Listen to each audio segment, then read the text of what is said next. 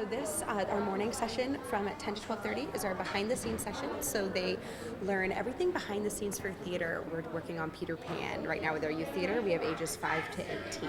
If growing up means it would be beneath my dignity to climb a tree, I'll never grow up, never grow up, never grow up, not me. Yeah, we're really excited to be part of the arts in the Bangor Brewer area and to really bring the arts into Brewer. It's also so much fun to learn about how to be a director.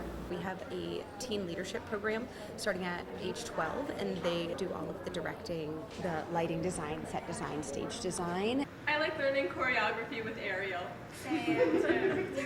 Everything we do here is for the kids, and this is where they're finding their home and their place. And so one of our past directors' favorite sayings is always welcome home.